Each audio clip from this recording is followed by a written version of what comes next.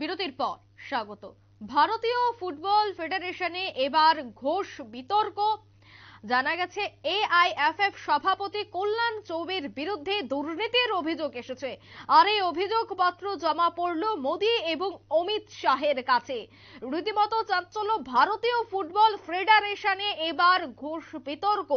সেই বিতর্কের দুর্নীতির অভিযোগের পত্র জমা পড়েছে প্রধানমন্ত্রী সহ স্বরাষ্ট্রমন্ত্রীর দপ্তরে। সেই বিষয় নিয়েই প্রাক্তন অধিনায়ক রাজ্য ফুটবল দলের বিমল কুমার রায়চৌধুরী কি বলছেন শোনাবো। ব্যাপারটা আমি একটু বিশ্বাস কম করি, কিন্তু উনি আর্থিক অভিযোগ করে কি করবেন? ওরা অপরন্ত অর্থের কথা। উনি খেলোয়াড় হিসেবে যত সুযোগ পেয়েছেন এবং উনি মোদী পরিবারে বিয়ে করেছেন, ওনার অর্থের কোনো অভাব নেই, কল্যাণ অর্থের কোনো অভাব নেই। এবং সেখানে কি উনি একা নতুন একটা অবস্থায় গিয়ে টাকা নয় করবে, এটা আমার ঠিক আমি ঠিক জানি না ব্যাপারটা।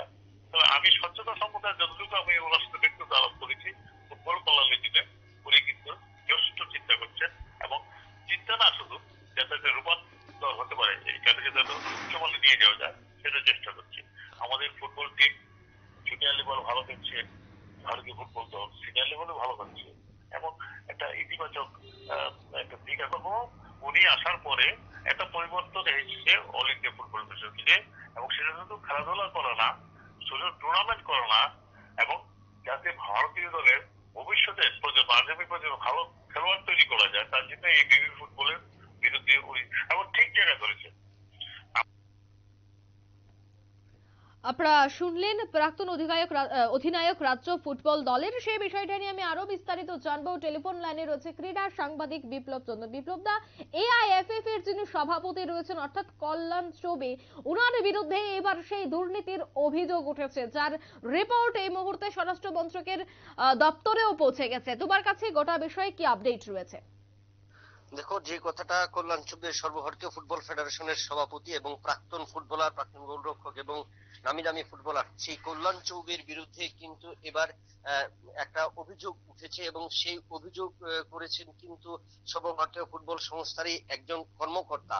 এবং সেই কর্মকর্তা হচ্ছেন নীলাঞ্জন ভট্টাচার্য। সেই নীলাঞ্জন ভট্টাচার্য কিন্তু দুর্নীতির অভিযোগ এনেছেন যে কল্যাণ চৌবে নাকি বিভিন্ন খাতে বিভিন্ন ক্ষেত্রে যে সম্প্রচার করা হয়, অর্থাৎ ফুটসল এবং অন্যান্য যে সমস্ত টুর্নামেন্ট গুলি রয়েছে সেই সমস্ত টুর্নামেন্ট গুলিতে দুর্নীতির অভিযোগ এবং তাদেরকে অর্থ পাইয়া দেবার কিন্তু একটা ব্যবস্থা করেছে। এরকম খুঁটিনাটি বেশ কিছু তিনি অভিযোগ করেছেন এবং সেই ক্ষেত্রে কল্যাণ চৌবে তাদের কাছ থেকে টেন্ডার বাবদ অনেক টাকা অর্থ রোজগার করেছেন। তো সেক্ষেত্রে আমরা জানি যে কল্যাণ চৌবে ভারতীয় প্রাক্তন ফুটবলার, গোয়ার হয়ে খেলছেন, মোহনবাগানের হয়ে খেলছেন এবং ভারতীয় দলের অধিনায়কত্ব করেছেন। এবং একটা সময় আমরা যেটা দেখেছি যে ভারতীয় ফুটবল ফেডারেশনের সভাপতি যেখানে নির্বাচন, সেখানে কল্যাণ চৌবে এবং তার প্রতিদ্বন্দ্বী ছিলেন বাইচুং ভুটিয়া। এবং সেখানে কিন্তু বাইচুং ভুটিয়া যে ভারতীয় দলের অধিনায়কের দায়িত্ব পালন করছেন, সেই বাইচুং ভুটিয়াকে 31-1 ভোটের ব্যবধানে কিন্তু হারিয়ে সর্বভারতীয় ফুটবল ফেডারেশনের সভাপতি হিসেবে নির্বাচিত হয়েছেন কল্যাণ চৌবে। অর্থাৎ কল্যাণ চৌবের যে অতীত দিনের বা বর্তমান সময়ের যে অবস্থা, তাতে বোঝা যায় যে কল্যাণ চৌবে এইসব বিষয়ে কোনো কিছুতেই জড়িত নন। শুধুমাত্র তার বিরুদ্ধে কিন্তু একটা মিথ্যা অভিযোগ বলে আনা হয়েছে এবং সেটা কিন্তু কলকাতাতেও সেটা সমাপিত হয়েছে বা কলকাতাতেও সেই বিষয়টা নিয়ে চর্চিত বিষয় রয়েছে। কারণ কল্যাণ চৌবে ভারতীয় ফুটবল ফেডারেশনের যখন দায়িত্ব পেয়েছেন এবং তারপর ক্ষেত্রে কিন্তু গোটা ভারতবর্ষের মধ্যে ফুটবলের নতুন উন্মাদনা শুরু হয়েছে। আন্ডার 13 বলো, আন্ডার 14 বলো, এবং গ্রাসরুট থেকে ফুটবলার কিভাবে তুলে আনা যায় সেই পরিকল্পনা কিন্তু একমাত্র এই কল্যাণ চৌবের কারণেই হয়েছে। এবং রাজ্যে অবস্থানকালে, রাজ্যে যখন তিনি ব্লাড মাউথের, আমরা জানি যে ব্লাড মাউথের যখন নতুন ক্লাব গৃহ অনুষ্ঠিত হয়, মানে উদ্বোধন হয়, সেখানেও কিন্তু কল্যাণ চৌবে এসেছিলেন এবং রাজ্যে এসেও কিন্তু তিনি বিভিন্ন বিষয় নিয়ে খেলাধুলার আরো কিভাবে ডেভেলপ করা যায়, নতুন নতুন ফুটবলার কিভাবে তুলে আনা যায়, মাঠ কিভাবে পরিকল্পনা করা যায়, এবং সেই ক্ষেত্রে কিন্তু বিভিন্ন ভাবে তিনি কিন্তু তার গাইডলাইন দিয়েছেন। এবং সেই ক্ষেত্রে সর্বভারতীয় ক্ষেত্রে তিনি কিন্তু এভাবে বিগত কয়েক বছর ধরে কিন্তু সেই পরিকল্পনা নিয়ে যাচ্ছেন। এবং সেখানেই মনে হয় কোনো একটা বিরোধ রয়েছে, যেখানে ক্ষেত্রে নীলাঞ্জন ভট্টাচার্য কল্যাণ চৌবেকে মানতে পারছেন না। এটা কিন্তু আমরা রাজধানী নয়, এর আগে আমরা রাজ্যের প্রাক্তন ফুটবলার বিমল রায়চৌধুরীর যে বক্তব্য আমরা শুনলাম বা ভেনগার যেটা শোনালো, তার পাশাপাশি অন্যান্যদের সাথে যাদের সাথে কথা হয়েছে, সেই সমস্ত ফুটবলাররা যারা রাজ্যের হয়ে কল্যাণ চৌবের সাথেও মাঠে অংশগ্রহণ করেছেন। অর্থাৎ বিপ্লব দা, এই বিতর্কের পেছনে কিছু একটা বিষয়ে কাজ করছে, অর্থাৎ যিনি এই অভিযোগটি করেছেন ওনার সাথে কল্যাণ চৌবেরও একটা দ্বন্দ্ব রয়েছে। নিশ্চয়ই দ্বন্দ্ব রয়েছে বলেই কিন্তু নীলাঞ্জন ভট্টাচার্য কিন্তু সেই অভিযোগ এনেছেন, এবং সেই অভিযোগ আনার সাথে সাথে কিন্তু নীলাঞ্জন ভট্টাচার্য শুধু সর্বভারতীয় ক্ষেত্রে নয়, তিনি তার সেই অভিযোগ পত্র কিন্তু স্বরাষ্ট্রমন্ত্রীকে জানিয়েছেন, প্রধানমন্ত্রীকে জানিয়েছেন, এবং আমাদের ক্রীড়ামন্ত্রীকেও তিনি কিন্তু জানিয়েছেন।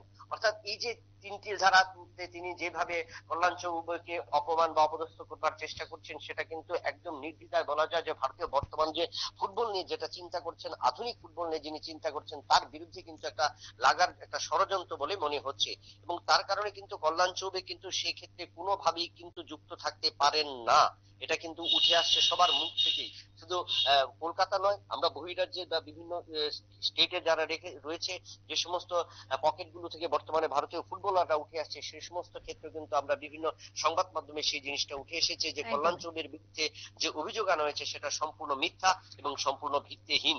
কারণ যে ফুটবল সম্পর্কে অনেক কিছু জানে এবং যার ফুটবল করার ফুটবলের ভারতীয় ফুটবলকে এগিয়ে নিয়ে যাওয়ার পরিকল্পনা, আন্ডার 17 ফুটবল করবার পরিকল্পনা যার মাথা থেকে এসেছে এবং নতুন নতুন ফুটবলার তুলে আনার লক্ষ্য রয়েছে, তিনি হলেন কল্যাণ চৌবে। তাই কারণে কল্যাণ চৌবে এইসব দুর্নীতিতে কোনোভাবেই থাকতে পারেন না, এটা কিন্তু উঠে এসেছে। অঙ্কিতা, একদমই ধন্যবাদ বিপ্লব দা।